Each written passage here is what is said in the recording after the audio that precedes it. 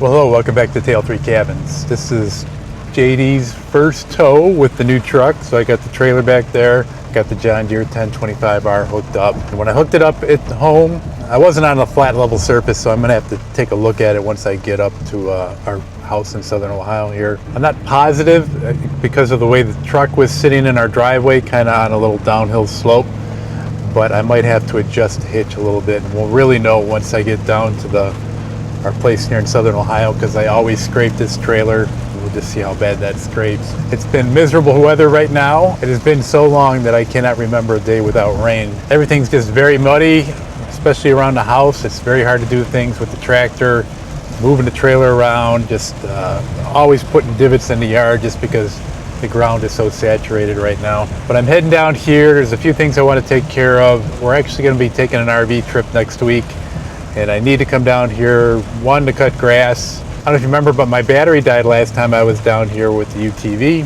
so I got a new battery to put in. Also, I need to go on top of the hill and check out the blind. I want to seal it up. There's a hole left in there from when we ran the propane hose. Perfect size for mice or other little rodents to get in there. I want to cover that up. And then there is the water tank, and that's the main reason I'm bringing JD right now. Got the backhoe on it, and we're going to try to dig things up, but just the way the weather's been, I'm hoping I get a window of opportunity tomorrow. I definitely need a good 2 or 3 dry days of what I'm going to attempt to do, and I'll explain that a little bit more when I get there. I really want to take care of this issue with the water tank. Now, towing with this setup with my trailer and the tractor, I estimate that what I'm carrying right now, the tractor, it's got the backhoe on it, I got the brush crusher, the loader bucket, and one other attachment for moving the trailer around. I think I'm right around 3,000 pounds. And then the trailer itself is right around 2,000 pounds. So I'm pulling 5,000 pounds, less than what I would normally be pulling if we were pulling our RV. That's somewhere up in the 7,500 pound range. I reset the mileage coming down here, and it's not scientific. I noticed that we were in a pretty good headwind the whole way down. The wind is coming out of the south, and I'm heading south, so we've been butting heads with the wind all the way down here. Normally, taking this trip on the way down here, if I'm not towing anything, I get about 16 miles per gallon. And right now, I'm getting 10.2. Something I'll have to keep an eye on. Again, we have the headwind. It's been pouring rain the whole time coming down here. Not a very nice ride. I'm hoping tomorrow that we dry out a little bit. We'll cross our fingers. I'm coming up here shortly. Should be making my turn into the driveway, and let's see how bad we scrape.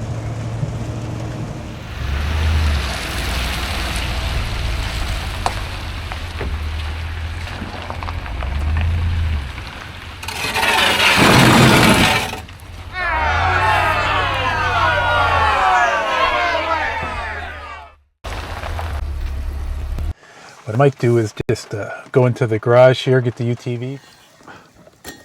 Well, I really can't get the UTV right now. I have to change the battery on it.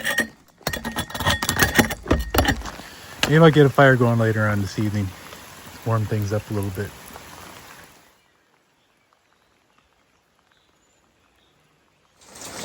Well, I got the trailer unloaded. I got it under cover here, and it looks like we're going to be dealing with some rain the rest of the evening, so not much is going to happen here. I did not move the truck yet. I need to unload that too. I think I'm going to wait till tomorrow. Hopefully it's not going to be raining as much. I'll disconnect the trailer, and I'll use the tractor to reposition that, and then I'll move my truck up by the house so I can unload the bed. We cleaned the gutters out in the fall, and they need to be cleaned again.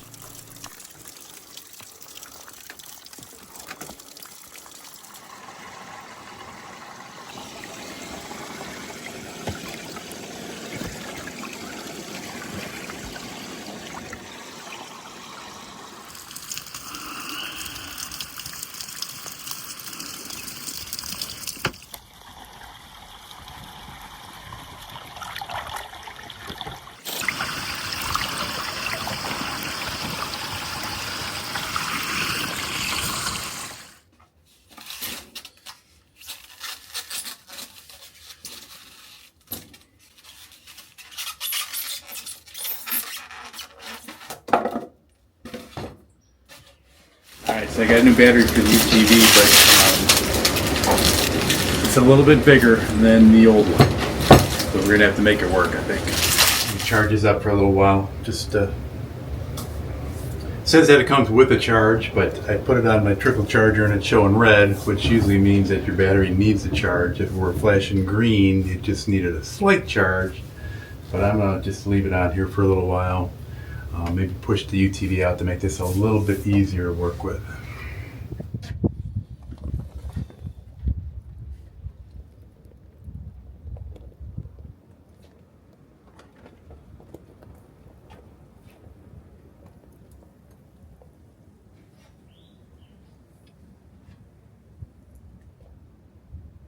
Definitely got a hole in this tire.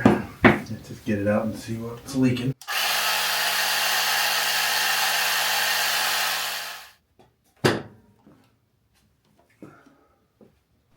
Well, we had the sun out for a little while, so I thought I'd take a bit of advantage of it and just charge up my little power station.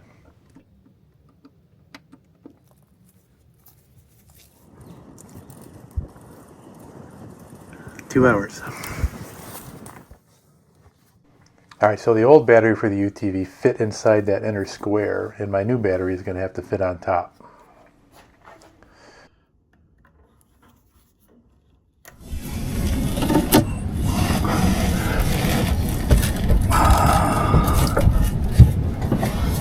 Yeah, that is going to be tight.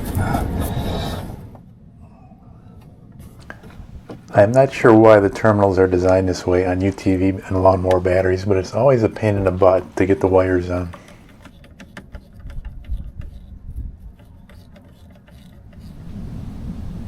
Generally the issue is this little nut has some play in there.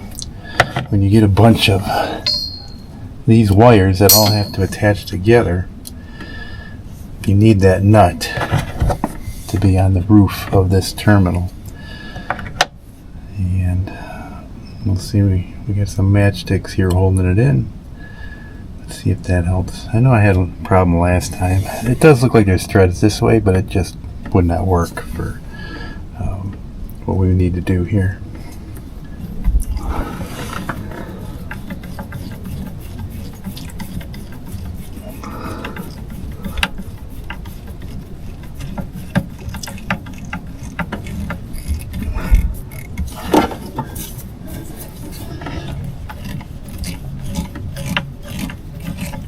I think I grabbed it.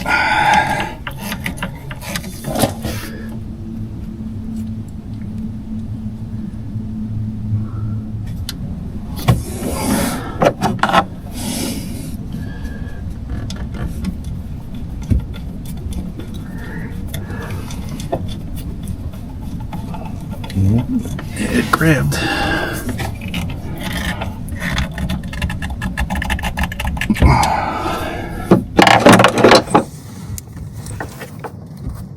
Alright, get my matches out. If you have a little trick for putting these terminals on, leave a comment below. We're only halfway here. We're going to have to figure out another way to tie this battery down. For now, let me just see if I can get it started, get it out of the way.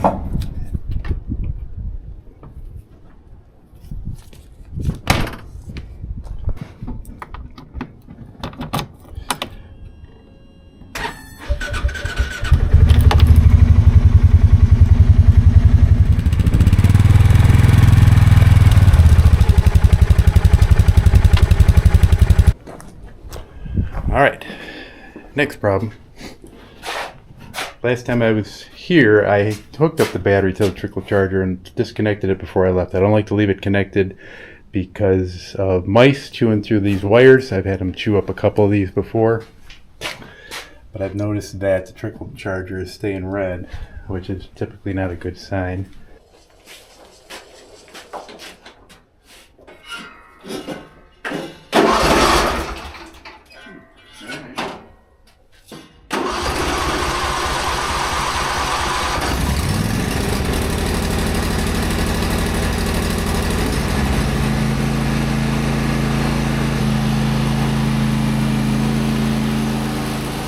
As we wait for things to dry out, I'm just going to get organized here, move the trailer around and get situated and move my truck up by the house.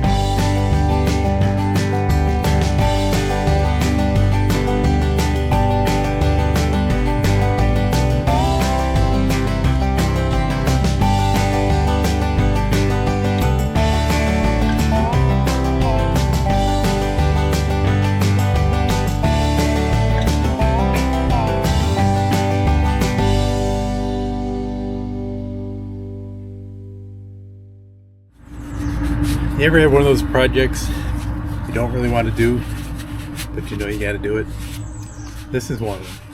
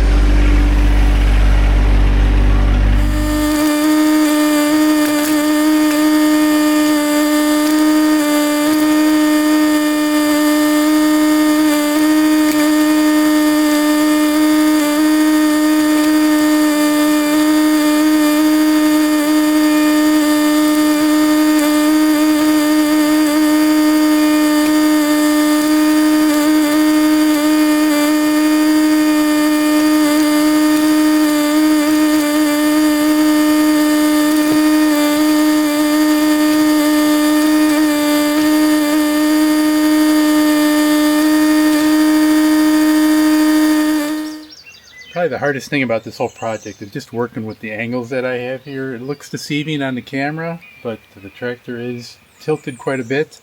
And then just trying to figure your way in and your way out because this terrain is pretty rough. I also wanted to be careful not to put any weight on the tank itself, so I was trying not to position the tractor over it.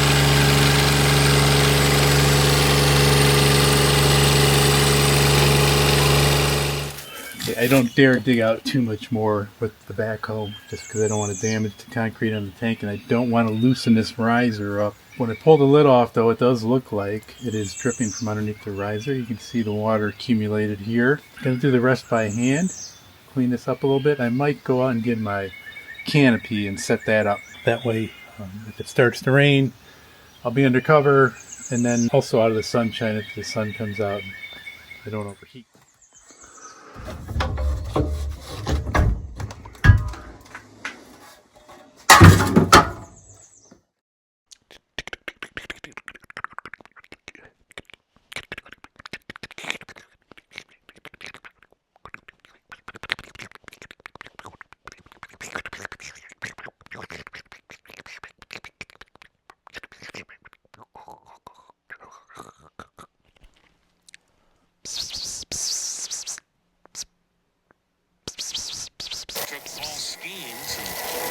I don't think the Pirates are regretting taking Dylan Cruz's teammate. It was that kind of a draft 2 years ago. Pitch is a little bit high. Rosario with a double and a single. Now with a 2-0 count. So far we're in good shape. I haven't broke anything. All we're really dependent on is some decent weather. We still have some digging to do, some waterproofing to do. I think I'm going to put some sort of drain tile around that riser, and more chores ahead.